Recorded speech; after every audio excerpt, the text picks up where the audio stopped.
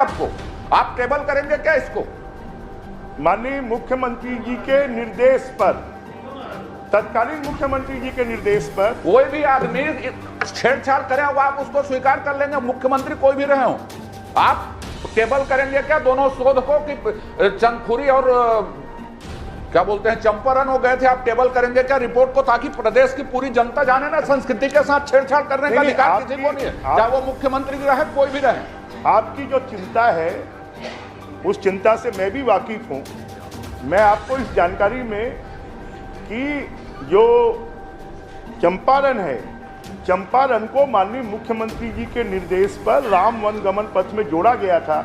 मैं कह रहा हूं, सुनिए साहब, ये गंभीर विषय है, ये गंभीर विषय है, किताब में भी नहीं। मैं यदि कह रहा हूं ये मुख्यमंत्री जी के निर्देश नहीं, मैं कह रहा हूं मेरे निर्देश पे आप अध्यक्ष निर्देश दे, कहीं पर भी प्रतिमा आप लगा देंगे, ऐसा कैसे हो जाएगा?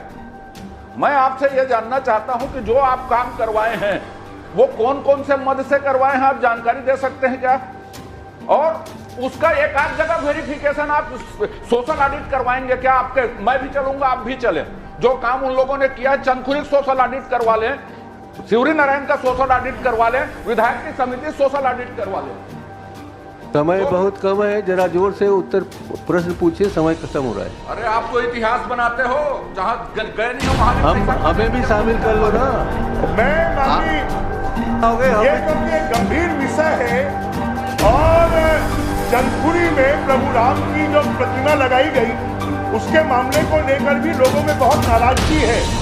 मैं इसको लेकर इस पूरे मामले की, क्योंकि अजय चंद्राकर जी एक विद्वान हमारे सदस्य हैं, उनकी अध्यक्षता में एक सोशल ऑडिट कमेटी का मैं गठन करता हूं, वो इसकी जांच करेगी। उस मूर्ति के नीचे लगता है कि इसके बाद विद्वान जी प्रश्न, उस मूर्ति के नीचे भगवान राम का नाम लिख दीजिए ताकि लोगों को कंफ्यूजन ना हो। उस सोशल ऑडिट में इधर के लोगों को भी शामिल कर लीजिए। अध्यक्ष महोदय, आप अगले प्रश्न में आप पूछ रहे हैं क्या? हाँ, अगला प्रश्न मैंने मेरा पूरक प्रश्न पूछने का निवेदन किया था, वो तो उनको भी कहा था पूरक प्रश्न। मेरा नाम पुकार दिए ना।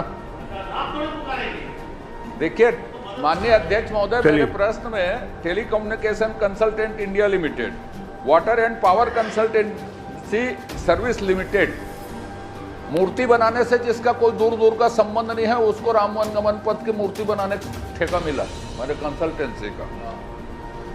मैं माननीय मंत्री जी से यह जानना चाहता हूं, यह है मतलब डॉक्ट्रिन शासन चलाने की जिसमें मेरा मुंह खुलता है जोरदार। इसी यही बौद्ध घाट परियोजना बना रही थी और यही मूर्ति लगा रही, समझ रहे हैं आप माननीय नेता प्रतिपक्ष जी?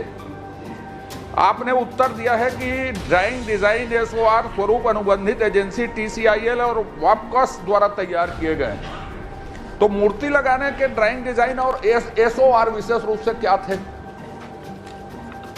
ये मुझसे पूछ रहे हैं कि मंत्री जी से? अध्यक्ष के माध्यम से मंत्री जी आपका भी अवसर नहीं है। उन्होंने मेरी तरफ इशारा किया इसलिए बैठिए। कि इनकी आदत इतनी खराब है, कभी चेयर की ओर बातें नहीं करते, न चेहरा रखते। कर रहा हूं भैया।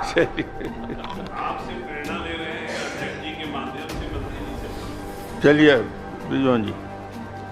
माननीय अध्यक्ष महोदय, टीसीआईएल और जो वेबकॉस है उसको योजना बनाने के लिए प्रोजेक्ट रिपोर्ट तैयार करने के लिए उनको दिया गया था और साथ में उन्हीं को कि हमें ये काम करवाना है और इन कामों के लिए आप जो बेस्ट वास्तुकार हो सकते हैं, बेस्ट मूर्तिकार हो सकते हैं, उनको आप अनुबंधित करिए और उनके माध्यम से बनवाइए, ऐसी उसमें प्रक्रिया अपनाई गई। मैंने पूछा है बहुत स्पेसिफिक माननीय मंत्री जी से, आपने उत्तर भी दिया है कि डीप या एसओआर ड्राइंग डिजाइन तैयार की गई। तो मूर्ति बनाने के लिए एसओआर और ड्राइंग डिजाइन क्या थी? ड्राइंग, क्योंकि कई मूर्ति ऐसी है जो राम भगवान की मूर्ति से नहीं लगती भाई, तो इसलिए आपको बताना पड़ेगा इस बात को कि एसओआर क्या था, कौन सा दर पे उन्होंने मूर्ति बनाई।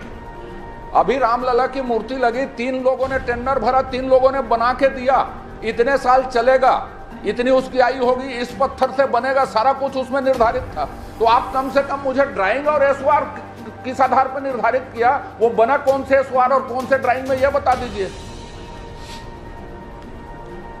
माननीय अध्यक्ष महोदय, क्योंकि इसका डीपीआर टीसीआईएल ने और वेबकॉस ने तैयार किया और वेबकॉस ने तैयार कर उसको शासन ने बता दिया कि इतने स्थानों पर मूर्ति लगाना है, जितने स्थानों पर डेवलपमेंट करना है, और उसके लिए आप प्रोजेक्ट रिपोर्ट बनाकर करिए, क्योंकि इसमें इन दोनों कंपनियों को ही पूरा अधिकार दिया गया था। ड्राइंग डिजाइन भी उन्हें ही बनानी है, टेंडर भी उन्हें ही करना है, अलॉटमेंट भी उन्हें ही करना है। खाली उसके लिए उनकी कंसल्टेंसी फीस और जो उसके कॉन्ट्रैक्टर होंगे जो निर्माण करेंगे उसका पैसा दिया जाएगा, उसको पेमेंट करेंगे और उसका हिसाब देंगे। नहीं, माननीय अध्यक्ष महोदय, मेरा आपसे निवेदन है कि आप परिशिष्ट देख लें। SOR जानना जरूरी इसलिए है कि हर मूर्तियों की रेट अलग अलग है, तो उसका SOR जानना पड़ेगा कि कौन से पत्थर से बनाए, कौन से लागत से बनाए, उसके डिटेल्स पे तो होगा, बताना चाहिए उनको। कहीं पे 7 लाख में 9 लाख में मूर्ति बनी है, कहीं पे 4.5 लाख में बनी है, कहीं पे 34 लाख में बनी है, कहीं पे 70 लाख में बनी है, कहीं पे 69 लाख में बनी है, तो कितनी हाइट का है शासन के पास जमा तो उसका SOR होगा। शासन कितनी हाइट के बनेगी, कौन से मुख मुद्रा होगी, कौन से मुद्रा होगी, किसमें बनेगा, जो कुछ भी महात्मा गांधी के फोटो को हटाक लगा दिया, ये तो आपको बताना चाहिए कि क्या SOR है, किस आधार पर, क्योंकि आप देखिए दर अलग अलग है सबके। माननीय अध्यक्ष महोदय, माननीय अजय चंद्राकर जी भी मंत्री रहे हैं।